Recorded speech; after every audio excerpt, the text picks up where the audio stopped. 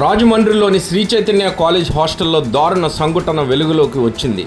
10వ తరగతి చదువుతున్న ఒక విద్యార్థిని మరో ఇద్దరు స్టూడెంట్స్ పైశాచికంగా వేధించారు. 10 రోజుల క్రితం జరిగిన ఈ ఘటన ఆలస్యంగా వెలుగులోకి వచ్చింది.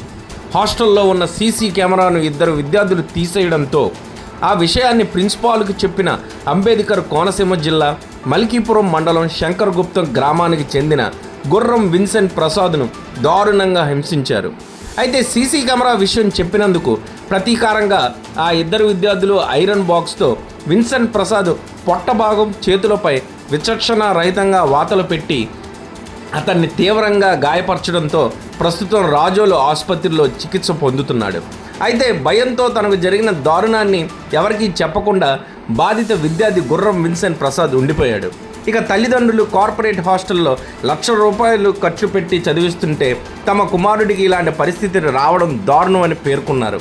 తన కుమారుడు ఎదుర్కొన్న వేధింపులపై తల్లి లక్ష్మీ కుమారి కన్నీటి పర్యంతమైంది. ఈ ఘటనపై స్టూడెంట్ తల్లిదండ్రులు తీవ్ర ఆగ్రహం వ్యక్తం చేశారు. ఈ ఘటనకు పాల్పడిన వారిపై కఠిన చర్యలు తీసుకోవాలని డిమాండ్ చేశారు.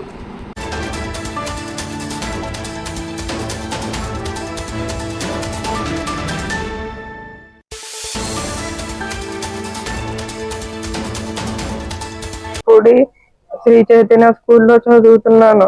అక్కడ ఒక లాస్ట్ సండే, నేను 10వ తరగతి చదువుతున్నాను. లాస్ట్ సండే నేను బ్యాగ్ కోసం కిందకు వస్తుంటే మా ఫ్రెండ్స్ ఇద్దరు సీసీ కెమెరా తీస్తూ నన్ను ఒకసారి అడ్డు తిరిగి చూడమన్నారు. చూస్తే ఎవరు లేరని చెప్పి లోపల సీసీ కెమెరా పీకేసి నా బ్యాగ్ లో పెట్టారు. నా బ్యాగ్ లో పెట్టి ఆ రోజంతా నా బ్యాగ్ లోనే ఉంది.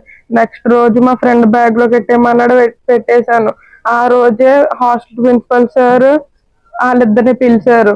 వాళ్ళిద్దరూ నన్ను పిలిచారు. వీడు ఉన్నారు సార్ మాతోటి, వీడిని అడగండి అంటే నేను ఫస్ట్ అబద్ధం చెప్పాను హాస్టల్ ప్రిన్సిపల్ సార్కి, వీళ్ళు నాకు కనబడలేదు సార్ అని. తర్వాత హాస్టల్ ప్రిన్సిపల్ సార్ నిజంగా ఒప్పేసుకోరా అని చెప్తే నిజం ఒప్పేసుకున్నాను, వాళ్ళిద్దరే పీకర్ సార్ అని. ఆ రోజు కరెక్ట్ గా మధ్యాహ్నం 1 గంట తర్వాత నన్ను రూమ్ లో పిలిచి మొత్తం అంతా కొట్టేసి, ఎందుకు చెప్పవని మొత్తం కొట్టేసి ఐరన్ బాక్స్ పెట్టేసి, ఇంకోసారి అన్న చేస్తావా అని కొట్టేసి మొత్తం తొడల మీద, అరికాల మీద, పొట్ట మీద కొట్టేసి, పొట్ట మీద ఐరన్ బాక్స్ పెట్టి చేతి మీద కూడా ఐరన్ బాక్స్ పెట్టి కాల్ చేశారు. నా